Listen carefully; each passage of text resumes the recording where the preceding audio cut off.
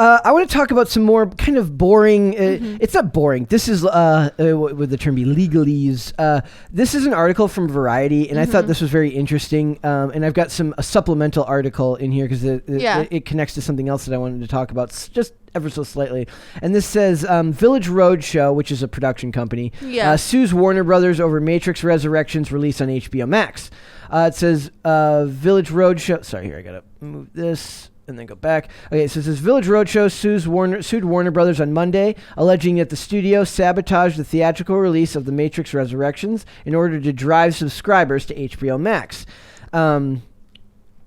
I don't know how they can say this, given that they did this for all the releases that year, but it says the suit stems from Warner Brothers' controversial move to release its entire 2021 theatrical slate simultaneously on its streaming service, including Dune, The Suicide Squad, and King Richard. I really do think Dune did okay. Like Dune, it still made like three. I was watching a video earlier talking about the Oscar nominations for this year for Best Picture. Dune was the only one that made any kind of money. Like all of the other ones were all of these, artsy, no-name movies that fartsy movies, indie movies. I do still want to see Belfast, but it says, but The Suicide Squad, I love that movie, and the fact that it made like almost nothing just breaks my heart because it got the day and date release. It was named The Suicide Squad after the first one was named Suicide Squad. So it was kind of set up to fail. The studio ended up paying out millions of dollars to profit participants to make up for lost box office revenue. Village Roadshow has a long-standing co-financing arrangement with the studio, which has included films like The Matrix Trilogy, Joker, and the Ocean series, like Ocean's 11, 12, the suit alleges that Warner Brothers did not consult with or notify Village Roadshow before opting to put The Matrix Resurrections, the fourth installment of the franchise, on HBO Max. So they're saying that they should have okay, you've made this decision to release all your other movies on HBO Max. That's fine. We're not involved in those movies. This one we are. We had a right to at least be consulted beforehand. So the film has grossed just $148 million at the box office to date. That is so low for a Matrix movie when you really think about it. And we had as you know, we talked about it here. I was not a fan of this movie. A fraction of the gross reaped by the three earlier films.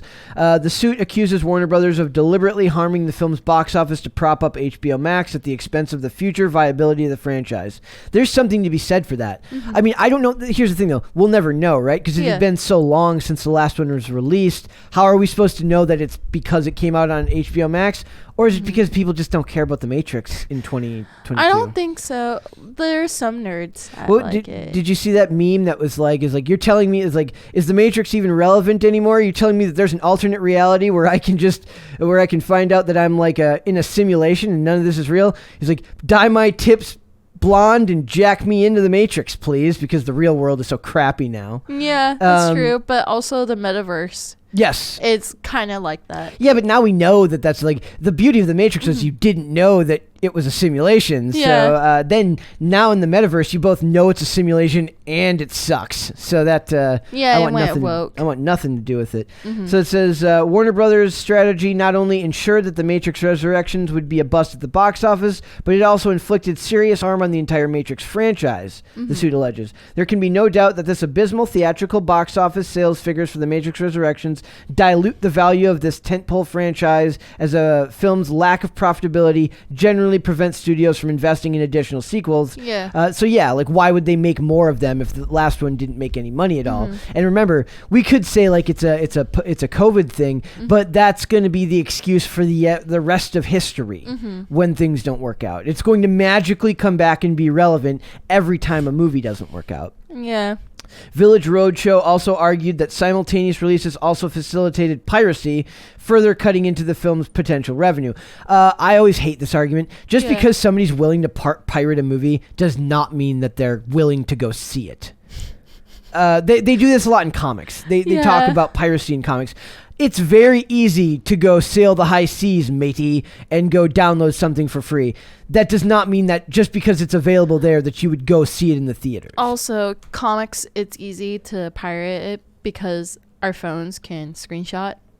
Yeah. Basically, so You just need one person who has this subscription and then sail the high seas. Well, you shouldn't do that. Yeah. But what I'm saying is like they always equate like I remember I saw an article. It was like there was like this many millions of dollars in comic books pirated this year, and I'm like that does not translate to sales at the theater or sales at a comic book shop. Yeah. It means that some dude was just energetic enough to go to his computer and download something. That doesn't mean he's going to get into his car, drive to his local comic book shop, and pick up the floppy of that issue. Yeah.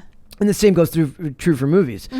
Just because you're willing to go on to a site we must not name to commit an act that we don't condone does not mean that you would then go, if that wasn't available, that you'd just go get in your car and spend $30 gazillion at a movie theater to see a movie. Yeah. So I think that's a false equivalence. That's true. So it says Village Roadshow notes that Warner Brothers delayed some of its wholly owned projects like The Batman and Black Adam into 2022 and will be giving the exclusive theatrical releases. Yeah. There's no way The Batman was coming out in both. They were never going to release that online and in the theaters at the same time. I don't know. And their complaint, so if you scroll down, there's like a 50 page complaint from Jesus Christ. Yeah, and I'm reading the introduction. So number 2, this case is about yada deliberate yada and consistent coordinated efforts from WB to and then it goes to it just continues about it. But what I want to draw back to, remember, this is the same thing that happened with Scarlett Johansson. Remember Black Widow, it says Scarlett Johansson and Disney settle, Black Widow pay lawsuit. They did the same thing where they put Black Widow on streaming, and then they never did that again after Black Widow because it cut into the box office sales. So Scarlett Johansson and Disney have reached a settlement over their blockbuster lawsuit that accused the studio of sabotaging the theatrical release of Black Widow to prop up Disney Plus.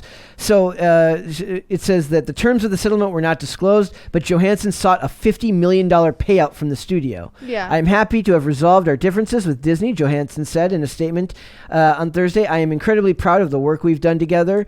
Basically what it is like a lot of the money they make on these movies, these bigger named actors, it's connected to back end profits. So the more money the movie makes at the theater, the more money they get on the back end, not just their original payout for the actual job of acting. That's where their name recognition and their viability become a profit, means of profit for them. Yeah, for sure. So I imagine that we're just in an era now where all these contracts are going to be renegotiated. Like actors who are doing mostly film releases aren't going to be negotiating the same contracts for stuff that's coming out in streaming and vice versa. You're not going to be able to do that. So things are just kind of changing very, very fast in these industries. And the pandemic just kind of spurred this along and made it easier for these studios to kind of try and screw some of these actors out of money.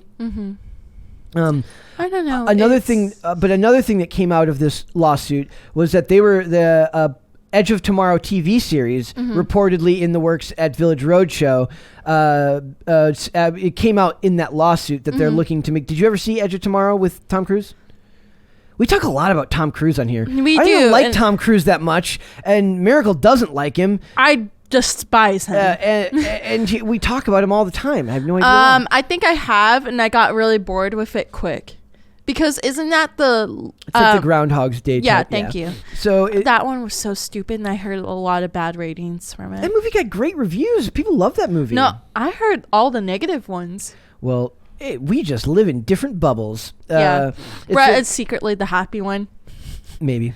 It says they're a year late, but one production company is suing Warner Brothers and HBO Max for their release strategy in 2021 over strictly one film that's arguably the slate's biggest failure. But then we go down here. I want to get through this part. They're just talking about what they were talking about with The Matrix Resurrections, but I want to get down here to where they talk about Edge of Tomorrow. Yeah. It said.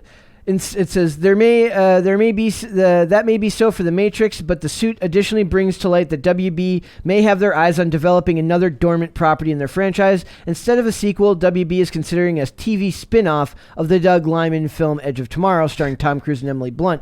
I don't know if you're going to be able to get Tom Cruise and Emily Blunt to do even limited release television. Nope. They're too big of Nope. Their names are too big. Is Tom Cruise considered a A-list celebrity? Yes, he is. Yeah. Still considered And then A-list. Emily Blunt, where she on the list? She's still considered. I mean, she would be more likely to do TV than Tom Cruise would. Yeah, but like I meant ranking as a celebrity. I don't know what. It's not like there's an official thing.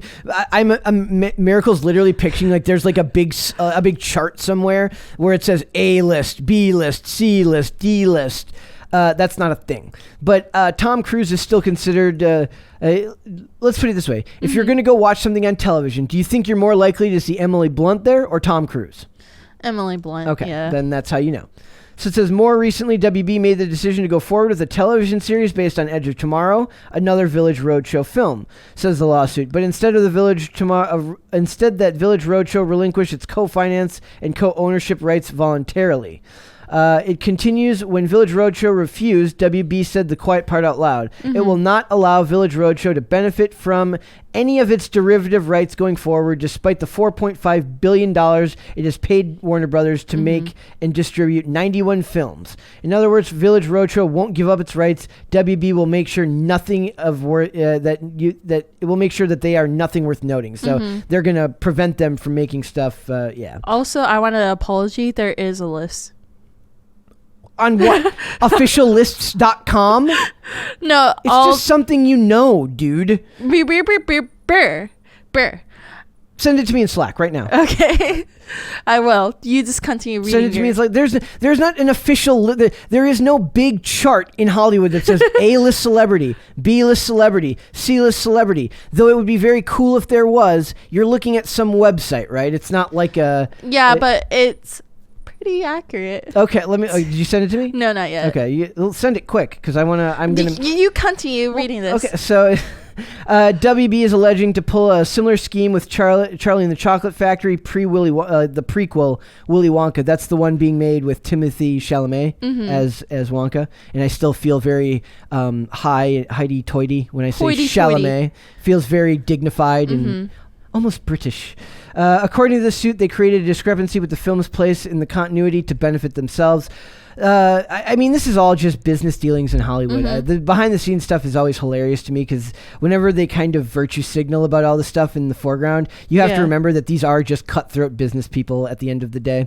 So whatever you see, it's all a facade. Warner Brothers, it said what they did is they paid Gal Gadot and Patty Jenkins like $10 million extra each to basically go and say, yeah, go watch the movie on HBO Max, because they knew that they weren't going to get their dividends or their profit margin. They weren't going to get their back end deals, but because the movie wasn't being released, on just one, it wasn't just being released in theaters. So the only way to keep them from suing was to pay them more money. I don't know. I'm just kind of over it. I want the list. I know. I'm sending you the list. Calm down. Just send it to me from my Slack to my Slack. I know. I'm doing that right now.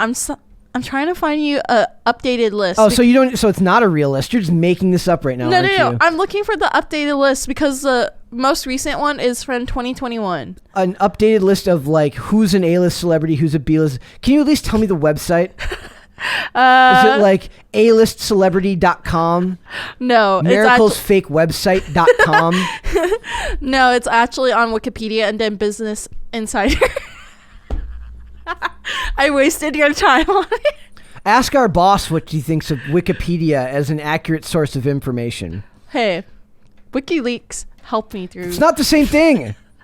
I know it's not, but Wikipedia. I'm making a command decision. Miracle is making this list up. It's not a real thing. We're moving on to the next topic. Thanks for watching this clip, guys. If you want to see full episodes or follow us on social media, links are in the description below. Bye.